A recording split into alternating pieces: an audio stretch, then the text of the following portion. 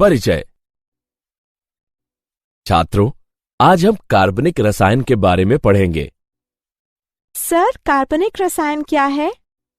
कार्बनिक रसायन रसायन शास्त्र की एक शाखा है जिसके अंतर्गत कार्बन और हाइड्रोजन युक्त यौगिकों का अध्ययन किया जाता है। सर, कार्बन कार्बन परमाणु कैसे जुड़े होते हैं?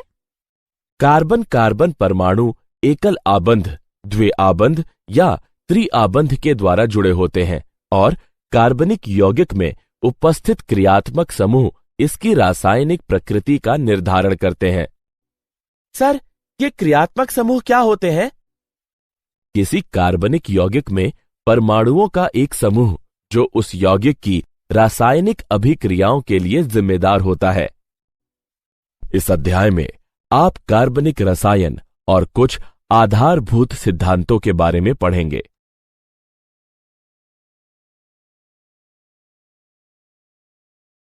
उद्देश्य। इस पाठ के अंत में आप निम्न करने में सक्षम हो जाएंगे: कार्बन की चतुर्संयोजकता को परिभाषित करना, पायाबंध के निर्माण का वर्णन करना, कार्बनिक यौगिकों को पूर्ण, संघनित और आबंध रेखा संरचनात्मक सूत्रों के द्वारा निरूपित करना, 3D यानी त्रिविमी सूत्र में कार्बनिक यौगिकों का निरूपण करना, कार्बनिक यौगिकों को वर्गीकृत करना, कार्बनिक यौगिकों की नामकरण पद्धति का वर्णन करना,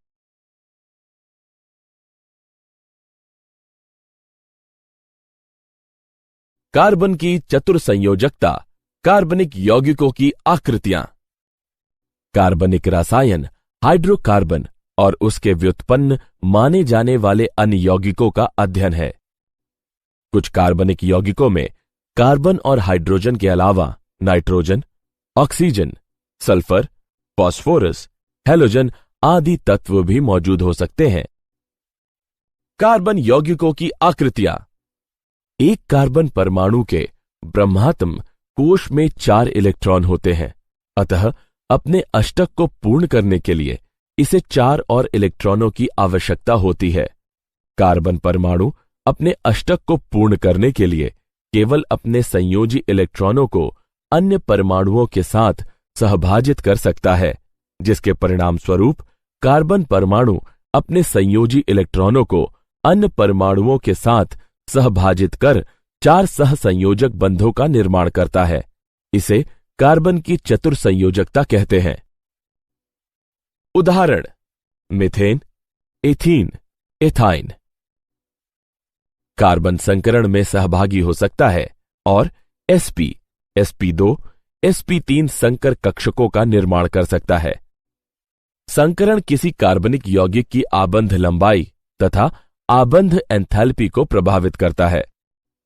sp संकरित कक्षक में s गुण अधिक होने के कारण यह नाभिक के समीप होता है और sp3 कक्षक से अधिक सामर्थ्यवान आबंध का निर्माण करता है। sp2 संकरित कक्षक sp और sp3 संकरित कक्षक के मध्यवर्ती होता है।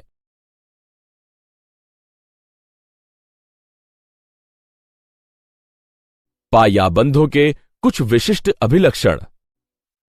पायाबंध 2 निकटवर्ती परमाणुओं के p कक्षकों के पार्श्व अतिव्यापन से निर्मित होता है। p कक्षक एक दूसरे के समानांतर और अणु के तल के लंबवत होने चाहिए। पायाबंध कार्बन कार्बन द्विआबंध के चारों ओर घूर्णन प्रतिबंधित कर देता है। पायाबंध बहुआबंध युक्त यौगिकों में इलेक्ट्रॉन आवेश अभ्र उपलब्ध कराता है। कार्बनिक यौगिकों का संरचनात्मक निरूपण। पूर्ण संघनित तथा आबंध रेखा संरचनात्मक सूत्र। कार्बनिक यौगिकों की संरचना को लुईस या बिंदु संरचना, लघु संरचना तथा आबंध रेखा संरचना के द्वारा निरूपित किया जा सकता है। लुईस या बिंदु संरचना को ऋण में प्रदर्शित कर संक्षिप्त किया जा सकता है। एक लघु रेखा एकल आबंध को निरूपित करती है। उदाहरण: प्रोपेन। द्विलघु रेखा द्विआबंध को निरूपित करती है। उदाहरण: प्रोपीन। त्रिलघु रेखा त्रिआबंध को निरूपित करती है। उदाहरण प्रोपाइन। ऐसे संरचनात्मक निरूपणों को पूर्ण संरचनात्मक सूत्र कहा जाता है।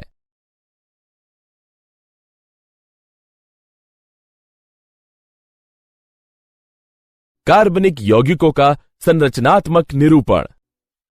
संघनित संरचनात्मक सूत्र में प्रत्येक कार्बन परमाणु को पृथक पृथक एक के बाद लिखा जाता है। उन कार्बन परमाणुओं से जुड़े समान समूह को कोष्ठक में लिखकर संख्या को पादांक में प्रदर्शित करते हैं। उदाहरण पूर्ण संरचनात्मक सूत्र। इसके संघनित सूत्र को निम्न प्रकार से लिखा जा सकता है। आबंध रेखा संरचनाएं। इसमें कार्बन और हाइड्रोजन परमाणु नहीं दर्शाए जाते, केवल कार्बन कार्बन परमाणुओं के बीच के आबंध को टेढ़ी मेढ़ी रेखाओं के द्वारा दर्शाया जाता है। कार्बन और हाइड्रोजन के अतिरिक्त परमाणुओं को संरचना में दर्शाया जाता है और सिरे मिथेल समूह को इंगित करते हैं। उदाहरण butyl chloride, propene, cyclohexane, diethyl ether, dimethyl amine.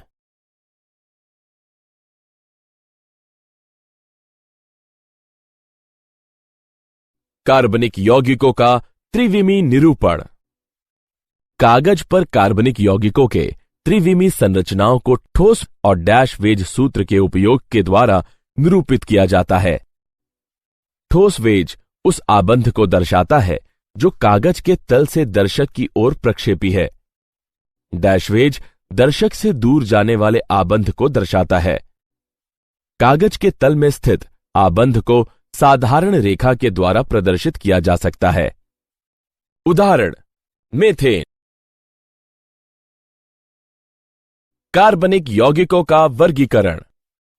कार्बनिक यौगिकों को अचक्रीय अथवा विवृत श्रृंखला यौगिक और चक्रीय या बंद श्रृंखला या वलय यौगिक में वर्गीकृत किया जा सकता है। चक्रीय यौगिकों को आगे समचक्रीय या कार्बोसाइक्लिक यौगिक और विषम चक्रीय यौगिक में विभाजित किया जा सकता है। समचक्रीय को आगे एलिसाइक्लिक और एरोमेटिक यौगिकों में विभाजित किया जा सकता है। यह एरोमेटिक यौगिकों को आगे बेंजीनाइड और एबेंजीनॉइड यौगिकों में विभक्त किया जा सकता है।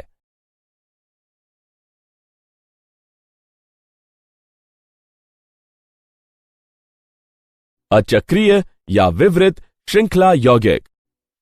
अचक्रीय यौगिक विवृत श्रृंखला यौगिक होते हैं और ये एलिफैटिक यौगिक भी कहलाते हैं।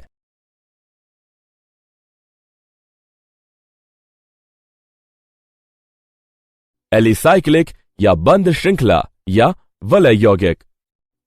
एलिसाइक्लिक वे कार्बनिक यौगिक होते हैं जिसमें 3 या अधिक कार्बन परमाणु आपस में जुड़कर वलय का निर्माण करते हैं। एरोमेटिक यौगिक। एरोमेटिक यौगिक वे कार्बनिक यौगिक हैं जिनमें बेंजीन और अन्य चक्रीय यौगिक सम्मिलित होते हैं। बेंजीन, नेप्थलीन, टॉलीन, आयोडीन, बाइफेनिल, एंथ्रेसीन, फेनॉन्थ्रेरीन इत्यादि बेंजेनाइड एरोमेटिक यौगिक हैं। ट्रोपोलिन आदि एबेंजेनाइड यौगिक हैं।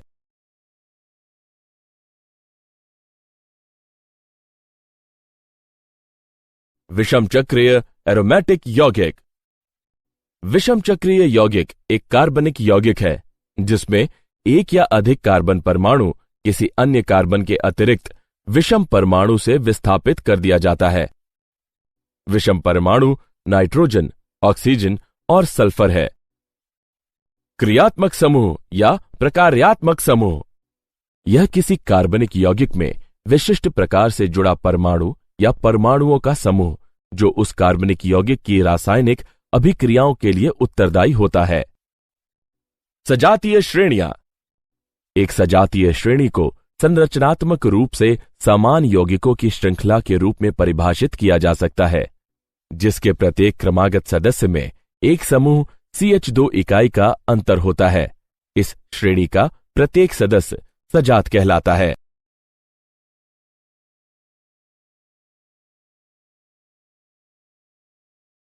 कार्बनिक यौगिकों की नामकरण पद्धति।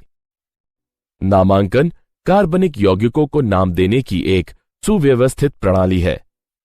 कार्बनिक रसायन की प्रारंभिक अवस्था में कार्बनिक यौगिकों का नाम उनके स्रोत, जहां से उन्हें प्राप्त किया गया था, के आधार पर दिया जाता है। उदाहरण, एसिटिक एसिड का नाम विनेगर से व्युत्पन्न है क्योंकि लैटिन भाषा में विनेगर को एसिटम कहा जाता है। मैथिल एल्कोहल को वुड स्प्रिट का नाम दिया गया था क्योंकि इसे लकड़ी के आसवन से प्राप्त किया गया था। कार्बनिक यौगिकों के ये नाम रूढ़ नाम या सामान्य नाम कहलाते हैं।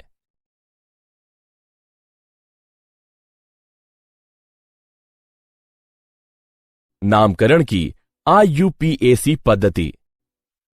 International union of pure and applied chemistry को छोटे रूप में IUPAC लिखा जाता है। इस पद्धति का उपयोग करके हम किसी कार्बनिक यौगिक को एक व्यवस्थित नाम दे सकते हैं। किसी कार्बनिक यौगिक का व्यवस्थित नाम मूल श्रृंखला, क्रियात्मक समूह और शाखा श्रृंखला की पहचान करके व्युत्पन्न किया जा सकता है। मूल नाम में हम उपयुक्त पूर्वलग्न, अनुलग्न को भी संयुक्त करके वास्तविक यौगिक का नाम प्राप्त कर सकते हैं।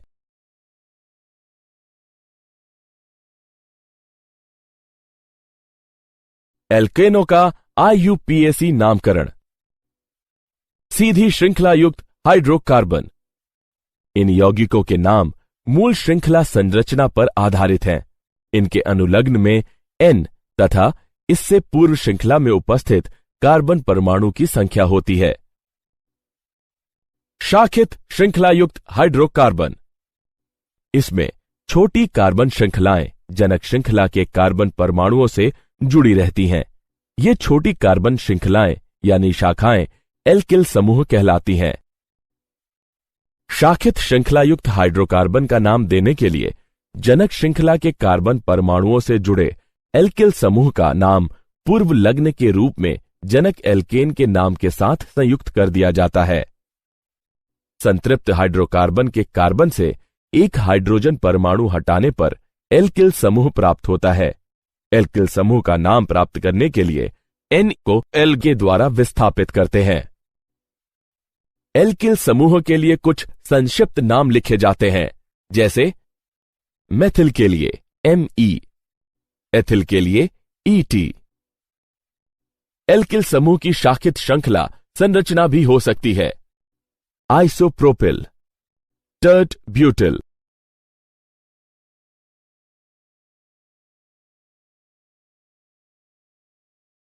शाखित श्रृंखला युक्त एल्केनों का नामकरण। नामकरण के नियम निम्नलिखित हैं। सर्वप्रथम हम यौगिक में दीर्घतम कार्बन श्रृंखला का चयन करते हैं। जनक श्रृंखला के कार्बन परमाणुओं का अंकन किया जाता है, जिससे जनक एल्केन से जुड़े कार्बन परमाणु को पहचानने में मदद मिलती है। क्रमांकन उस छोर से प्रारंभ करते हैं जिससे शाखित कार्बन परमाणु को लघुतम संभावित अंक मिल सके। अतः दी हुई कार्बन श्रृंखला में क्रमांकन बाईं ओर से दाईं ओर होना चाहिए। इसके उपरांत मूल एल्केन के नाम में एल्किल समूह के नाम पूर्व लग्न के रूप में संयुक्त करते हैं। अतः दिए गए कार्बनिक यौगिक का नाम 3 एथिल 1 मेथिल हेप्टेन होगा। शाखित श्रृंखला एल्केनों का नामकरण। यदि प्रतिस्थापी समूह समान हो तो उनकी संख्याओं के मध्य अल्प विराम लगाया जाता है और पूर्वलग्न का उपयोग किया जाता है। जैसे 2 के लिए डाई, 3 के लिए ट्राई, 4 के लिए टेट्रा, 5 के लिए पेंटा, 6 के लिए हेक्सा, 7 के लिए हेप्टा, 8 के लिए ऑक्टा, 9 के लिए नॉन और 10 के लिए डेको। उदाहरण 2,3 डाइमेथिल हेप्टेन। यदि 2 प्रतिस्थापी समूह दोनों छोरों से समान स्थिति पर आते हैं तो निम्नतम संख्या उस कार्बन को दी जाती है जो अंग्रेजी वर्णमाला क्रम में पहले आता है। उदाहरण 2 एथिल 5 मेथिल हेक्सेन। कुछ सामान्य IUPAC नाम निम्नलिखित है। सामान्य नाम आइसोप्रोपिल है। इसका IUPAC नाम 1 मेथिल एथिल और इसकी संरचना है। सामान्य नाम सेक ब्यूटिल। इसका IUPAC नाम 1 मेथिल प्रोपिल और इसकी संरचना है। सामान्य नाम आइसोब्यूटिल है। इसका IUPAC नाम 2 मेथिल प्रोपिल है और इसकी संरचना है। सामान्य नाम टर्ट ब्यूटिल है। इसका IUPAC नाम 1 डाइमेथिल एथिल है और इसकी संरचना है। सामान्य नाम नियोपेंटिल। इसका IUPAC नाम 2 डाइमेथिल प्रोपिल है और इसकी संरचना है।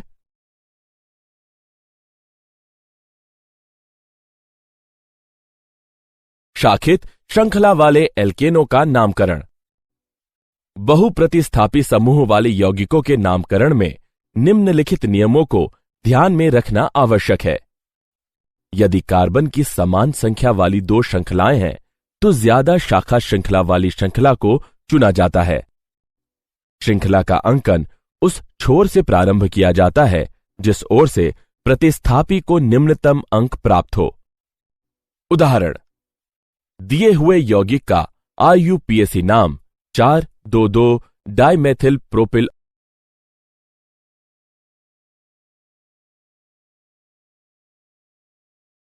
चक्रीय यौगिक।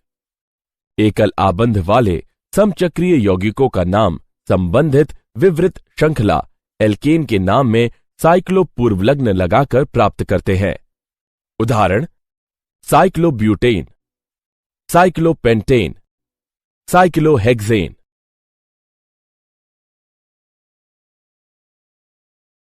क्रियात्मक समूह वाले कार्बनिक यौगिकों का नामकरण।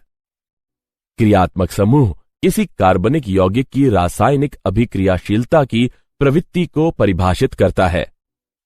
बहुक्रियात्मक समूह वाले यौगिकों में एक क्रियात्मक समूह को मुख्य क्रियात्मक समूह मान लिया जाता है। उचित पूर्वलग्नों का उपयोग करते हुए और बाकी बचे हुए क्रियात्मक समूहों को प्रतिस्थापी मान उस यौगिकों को नाम दिया जाता है। कुछ क्रियात्मक समूहों की तालिका निम्नलिखित है। प्राथमिकता के आधार पर क्रियात्मक समूहों का घटता हुआ क्रम निम्नलिखित है। कार्बोक्सिलिक अम्ल, acid anhydride, ester, acid chloride, amide, nitrile, aldehyde, ketone, alcohol, amine, alkane, alkene, alkyne, halo, nitro, alkoxy, alkyl. उदाहरण, हम निम्नलिखित कार्बनिक यौगिकों के IUPAC नाम लिखेंगे। यहां मूल शब्द ब्यूट है और अनुलग्न एन है। यहां 2 क्रियात्मक समूह है, कीटोन और एल्कोहल।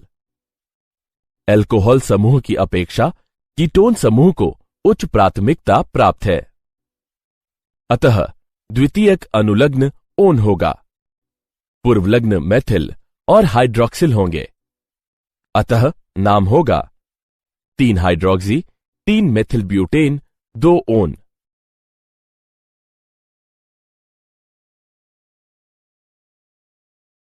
प्रतिस्थापी बेंजीन व्युत्पन्नों की नामकरण पद्धति। बेंजीन व्युत्पन्नों का नाम प्राप्त करने के लिए प्रतिस्थापी समूह का नाम पूर्वलग्न के रूप में बेंजीन शब्द से पूर्व लिखते हैं। उदाहरण, bromobenzene, tert butyl benzene, nitrobenzene. यदि एक से अधिक प्रतिस्थापी समूह बेंजीन वलय से जुड़े हुए हैं तो बेंजीन व्युत्पन्न में प्रतिस्थापी समूहों की स्थितियां संख्या में दर्शाई जाती हैं। वलय के कार्बन परमाणुओं का क्रमांकन इस तरह से किया जाता है कि प्रतिस्थापी समूह वाली स्थितियों को न्यूनतम संख्या मिल सके। उदाहरण, 1,2 डाइनाइट्रोबेंजीन, 1,3 ट्राइनाइट्रोबेंजीन, 1,4 डाइनाइट्रोबेंजीन। रूढ़ पद्धति में ऑर्थो ओ, मेटा एम, पैरा पी पूर्वलग्नों को संबंधित स्थितियों क्रमशः 1, 2, 1, 3 और 1, 4 को दर्शाने के उपयोग में लाया जाता है। उदाहरण: ortho dinitrobenzene, meta dinitrobenzene, para dinitrobenzene. Benzene व्युत्पन्नों की नामकरण पद्धति।